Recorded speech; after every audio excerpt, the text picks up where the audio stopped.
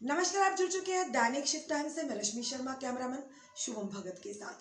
दर्शकों, आज हम बात करने जा रहे हैं अपने चैनल के माध्यम से पहली बार सुनील डिम्पल जी से, यानी जो समय समय पर जनता के मुद्दों को उजागर करते हैं और कहीं ना कहीं सरकार को आईना दिखाते हैं। और आज भी इन्होंने दो मुद्दों पर जो प्रदर्शन किया। पहला मुद्दा बेरोजगारी को लेकर, यानी युवा जो हमारे जम्मू कश्मीर के, खास करके जम्मू के युवा बेरोजगार, और दूसरा जो न्यू लीकर पॉलिसी आई है उसके डॉक्यूमेंट्स को आज जलाकर इन्होंने अपना रोष प्रदर्शन किया है। चलिए आज इनसे जानते हैं। सर, आपका हमारे शिफ्ट टाइम में बहुत बहुत स्वागत है।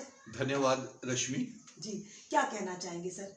आज हमारे चैनल के माध्यम से पहली बार आप रूबरू आए हैं और हम अपने जितने भी इस समय दैनिक शिफ्ट टाइम के जो फॉलोअर हैं, हमारे जो व्यूवर्स हैं, हम चाहेंगे ये वीडियो ज़्यादा से ज़्यादा शेयर करें, क्योंकि इस वीडियो में वो चीज़ें हैं जो कहीं ना कहीं जनता से कंसर्न है, उनके हित की जो बातें हैं वो सुनील डिम्पल जी हमेशा करते हैं। रश्मि जी, सबसे पहले तो मैं ये कहूंगा कि ये पहली बार तो आप इंटरव्यू नहीं ले रही हैं मेरा।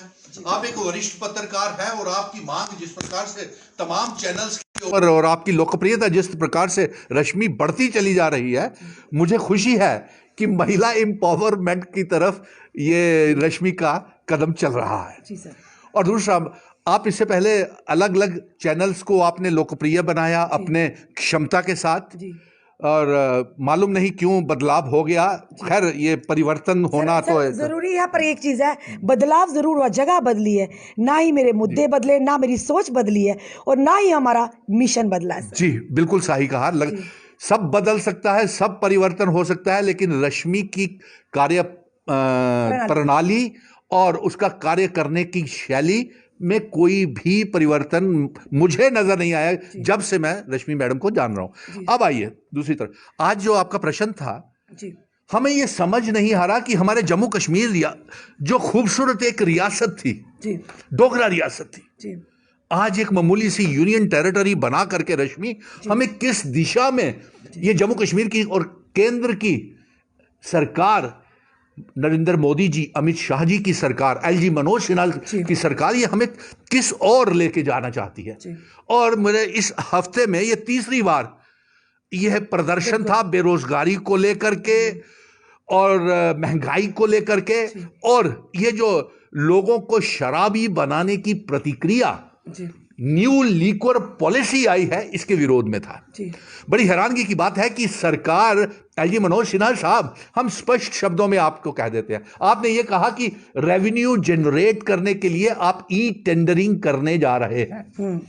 यानी कि इसमें जो ई टेंडरिंग में बाहर के बड़े बड़े पूंजीपतियों को आप यहां पे न्योते दे रहे हैं कि वो जम्मू कश्मीर में जो रहने वाले नहीं भी हैं, जिनके पास स्टेट सब्जेक्ट नहीं भी हैं, वो भी यहां पे आकर के शराब की बड़ी बड़ी गली गली मोहल्ले मोहल्ले में दुकानें खोलें। आप बढ़ावा दे रहे हैं शराब पीने के लिए। और जबकि हम पिछले 30 सालों से ये मांग कर रहे थे, और हर रोज मेरे तमाम जम्मू के जिलों में, कठुआ, सांबा, रियासी, पौनी, डोडा, किश्तवाड़, भद्रवा, पुंछ, राजौरी, तमाम जिलों में, जम्मू कश्मीर के जिलों में रश्मि, हमारी माताएं, बहनें यह परेशान होकर के दुहाई देती हैं, सड़कें जाम करती हैं कि ये शराब के ठेकों को बंद किया जाए, शराब की दुकानों को बंद किया जाए। और हम भी यही मांग कर रहे थे, लेकिन क्योंकि उनको ये जो शराब है, जब उनके भाई या बच्चे, माताओं के या उनके घर वाले शराब पीकर के आते हैं, तो ये डोमेस्टिक वायलेंस, घरेलू वायलेंस को बढ़ावा देते हैं। और गरीब परिवार के जो लोग हैं, उस शराबी ने शराब तो पीनी है, भले ही उसके अब घर में खाने को कुछ ना हो, चाहे उसके बच्चों की स्कूल में फीस जमा करवाने के लिए ना हो, चाहे उसके बच्चों के पास पहनने को फ्रॉक और निकर नहीं हो, लेकिन शराबी ने शराब जरूर पीनी है। और जब शराब पी करके आता है, उसे ये पता नहीं लगता कि ये मेरी माँ है या बहन है या पत्नी है या मेरी अर्धांगिनी है, जो हमारे काम को, घर को चला रही है, संसार को।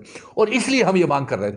अब देखिए कितनी हैरानगी की बात है, एक तरफ हमारी बेरोजगारी बढ़ती चली जा रही है रश्मि, हर रोज आपने देखा, मैं पीएचसी, पीडब्ल्यूडी, पीडीडी के डेली वेजर्स के साथ खड़ा होता हूं उनके धरने प्रदर्शन में, और हमारे ट्रेंड मेडिकल असिस्टेंट्स हैं 40,000 के करीब, 80,000 के करीब डेली वेजर हैं, उनको पक्का करवाने के लिए सरकार के पास कोई योजना नहीं। वो डेली वेजर्स पीएचई के, आप भी मेरे साथ थी जब उन्होंने सुसाइड और आत्महत्या करने के लिए मजबूर हो गए। पीडब्ल्यूडी के भी, पीडीडी के भी, इसी प्रकार पीएचई के भी बच्चे मजबूर हो रहे हैं। और कल जो दृश्य हमने देखा वो चौंकाने वाला था। मेरे बच्चे, जम्मू कश्मीर के बच्चे, सीआईएसएफ बीएसएफ के नौजवान जो पिछले 2 महीनों से जिनकी कोई सुनवाई नहीं हो रही थी, और वो भाजपा के दफ्तर के बाहर बारिश में, ठंड में, झुलसती हुई ठंड में एम्बुलेंसेज उनको उठा उठा करके लेके जा रही है, क्योंकि वो उनकी तबीयतें उनकी खराब हो गई। बारिशों में वो दिन रात बैठे रहे वहां पे, सीआईएसएफ बीएसएफ के चुने हुए बच्चे, लेकिन उन्हें नौकरी नहीं दी। और सरकार की जो नीति है, जो भी अपनी अधिकारों की आवाज को उठाता है रश्मि, उसे यह जेलों में बंद कर दिया जाता है। कल वो उन बच्चों को, सीआईएसएफ और बीएसएफ के बच्चों को जब आपने जेलों में बंद किया, 8 घंटे डिटेन किया, वो जब बाहर निकले तो क्या संदेश लेकर के निकले होंगे इस सरकार के लिए? क्या वो उनके छवि बनी होगी इस सरकार को लेकर के? शुक्र कीजिए कि वो किसी गलत रास्ते के ऊपर नहीं चल पड़े।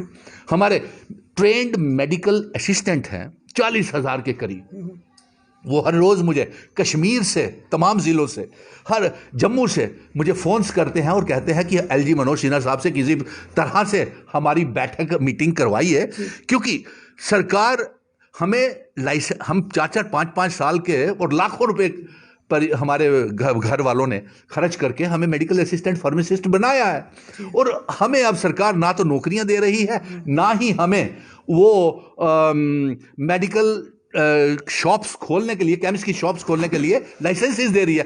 कितनी हैरानगी की बात है रश्मि। आप जगह जगह, घर घर रेवेन्यू इकट्ठा करने के लिए लोगों को शराबी बना रहे हैं, नशेड़ी बना रहे हैं, और उनको शराब पीने की आदत डाल रहे हैं। और जब ये बच्चे, मेरे मेडिकल असिस्टेंट्स, जो बच्चे केमिस्ट की, ड्रगिस्ट के लाइसेंसेस की मांग करते हैं, आपके पास उन्हें लाइसेंस देने के लिए कोई योजना नहीं है।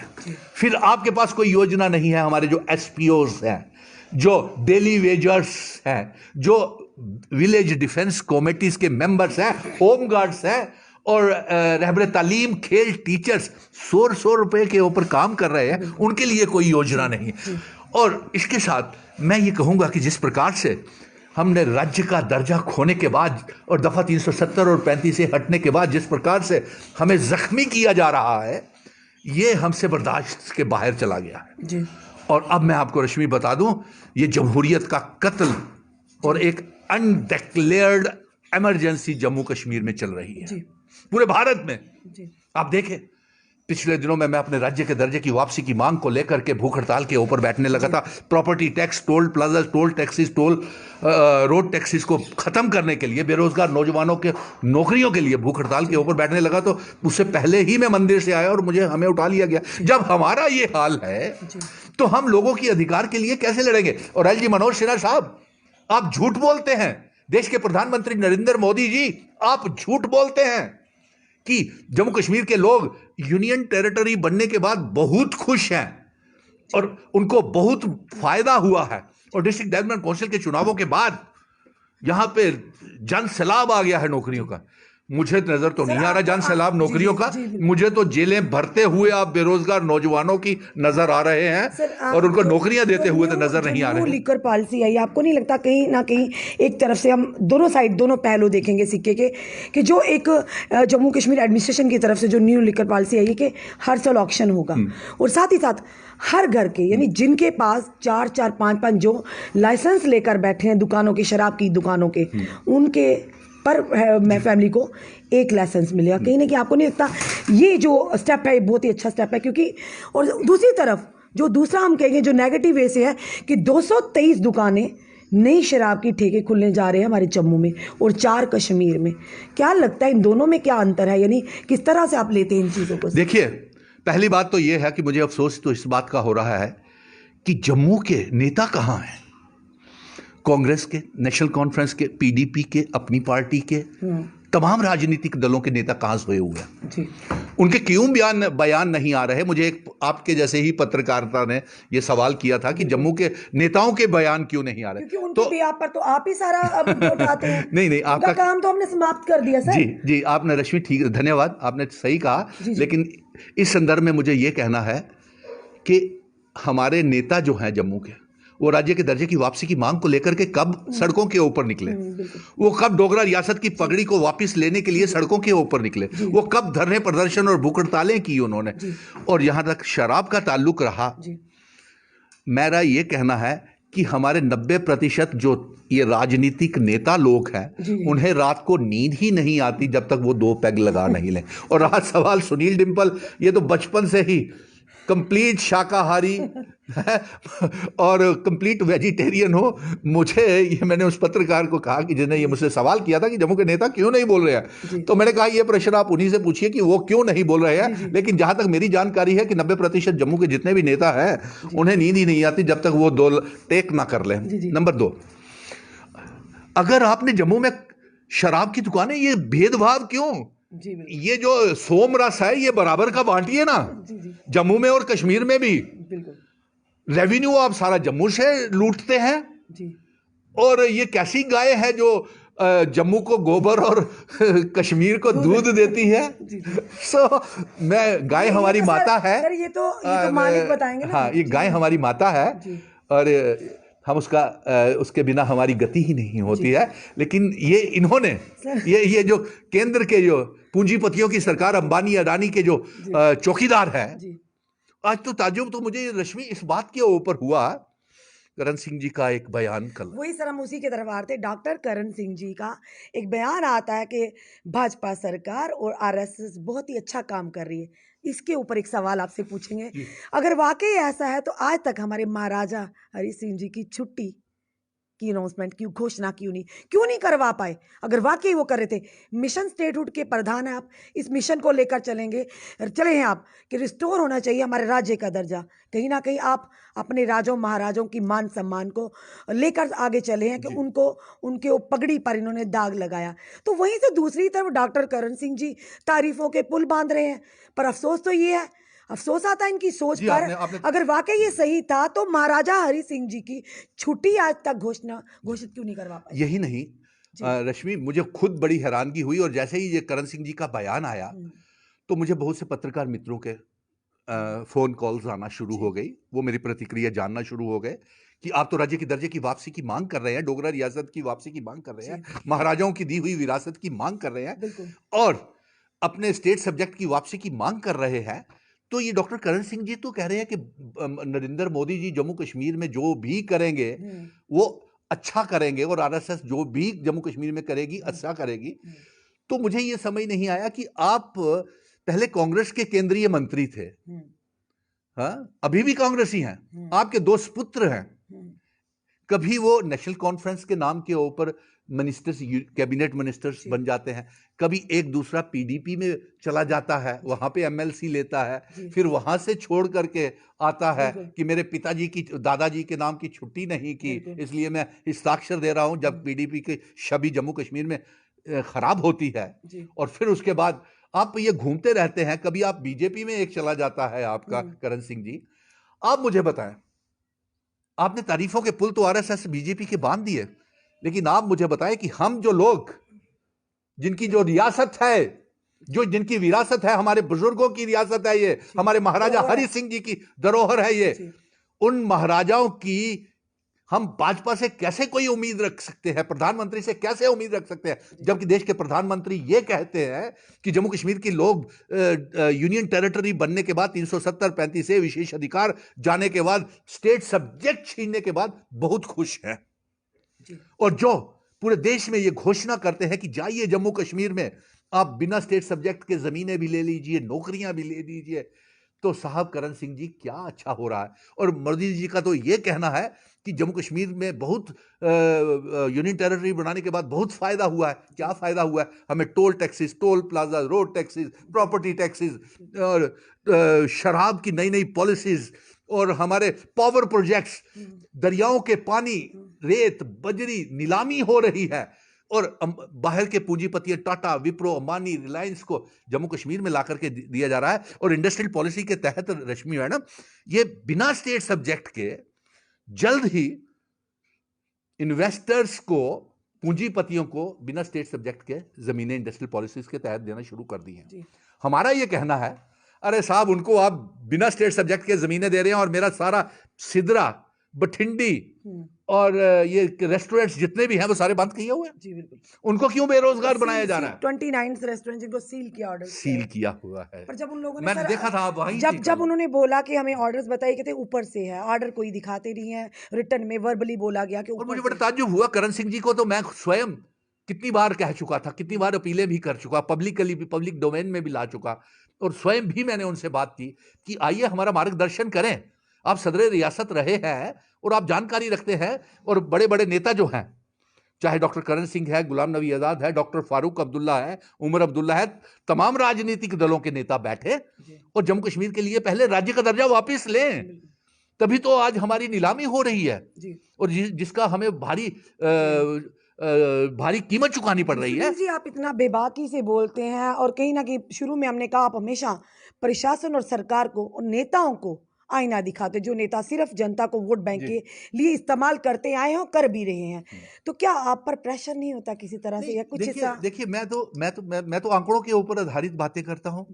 अगर मेरा राज्य का दर्जा मुझसे वापस छीनना, जो छीना हुआ है मुझे वापस लेना, और मेरे बुजुर्गों की पगड़ी, मान सम्मान को, जो मुझे जम्मू, चिनाब वैली, पीर पंजाल के लोगों का मान सम्मान लौटाना, और हमारे अपने घर के, मतलब यहाँ पे आप इंटरव्यूज देते हैं या ज्यादा से ज्यादा अपनी रोड के ऊपर देते हैं? क्या पता अगर आप बाहर जाकर कहीं ये बात बोले तो आपको भी डिटेन कर लिया जाए। नहीं, कोई फर्क नहीं है। अगर अपनी बेरोजगार नौजवानों के लिए, जम्मू के अधिकारों के लिए और जम्मू राज्य का डोगरा रियासत की वापसी के लिए अगर इस मांग को लेकर के मुझे कोई हिरासत में लेता है या मुझे जेलों में भी जाना पड़ता है, तो और अगर ये गुनाह है कि मैं अपने बच्चों के भविष्य के लिए उन्हें नशेड़ी ना बनाया जाए, उन्हें शराबी ना बनाया जाए, उन्हें ड्रग फ्री रखा जाए, तो फिर ये हमारे जम्मू कश्मीर की बहादुर पुलिस जो है, जो ड्रग्स के खिलाफ जो हर रोज सेमिनार्स करते हैं, अभियान कर, जो हमारे माननीय director general of police Dilbag Singh ji हैं, जो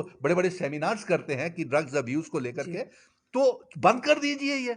अगर शराबी ही आपने बनाना नशे के, और जम्मू में आप इतनी सी, वहां पे आप स्किल सेंटर्स खोल रहे हैं, बड़ा अच्छा कर रहे हैं। कश्मीर के लोग भी हमारे भाई हैं। मैं तो अब जो नई रियासत बनाऊंगा, जम्मू कश्मीर और लद्दाख को इकट्ठा करके पीओ के गिलगिट बल्टिस्तान को भी इसका हिस्सा बनाऊंगा, और नफरत की फसल को जम्मू कश्मीर में नहीं लगने दूंगा। और मैं ये चाहूंगा कि जल्द से जल्द जम्मू कश्मीर में चुनाव करवाए जाएं, ताकि जम्मू कश्मीर की आवाम अपने फैसले खुद कर सके और हमारा राज्य का दर्जा हमें वापस दिया जाए। लेकिन इन बातों को लेकर के मुझे नहीं लगता कि ना तो प्रधानमंत्री, ना गृह मंत्री अमित शाह जी, और ना ही भारतीय जनता पार्टी संजीदा है, और वो कोई ना कोई बहाना डाल के, कभी डिलिमिटेशन का, कोई कभी सिक्योरिटी का बहाना डाल के ये विधानसभा में चुनावों से भाग रही है। जी, धन्यवाद हमारे साथ जुड़ने के। दर्शकों, ये थे हमारे साथ सुनील डिम्पल जी, जो कि सोशल एक्टिविस्ट और साहसी मिशन स्टेटहुड के प्रधान भी, जिन्होंने एक मिशन लेकर चले हैं कि राज्य का दर्जा वापस दिलवा कर ही रहेंगे, क्योंकि ये हमारे राजों महाराजों के मान सम्मान और उनकी धरोहर तक जुड़ी बात है। और सबसे बड़ी बात कि न्यू लीकर पॉलिसी जो आई, उसको लेकर हर तरफ से आवाज़ उठ रही है, और जो पहली आवाज़ उठाई वो सुनील डिम्पल जी ने उठाई कि इस तरह की नीतियाँ आखिर सरकार और प्रशासन क्यों लेकर आ रही हैं, जो सही में मुद्दा है, जो वाकई में एक मुद्दा है, जनता का, हमारे युवाओं का सबसे बड़ा मुद्दा बेरोजगारी का मुद्दा है, जिसको लेकर युवा हमारे दिन रात सड़कों पर है। उस पर काम करने के बजाय इस तरह की नीति लाना कहां तक सही है? आने वाले समय में इसका जवाब हमारी जनता देगी, हमारे युवा देंगे। और इस तरह के सोशल एक्टिविस्ट जिन्होंने एक कमर कसी है कि जनता के मुद्दों को, युवाओं के मुद्दों को लेकर हमेशा सरकार और यहाँ की प्रशासन को आईना दिखाते रहेंगे। जुड़े रहिए हमारे साथ अगले अपडेट के लिए। जय हिंद, जय भारत।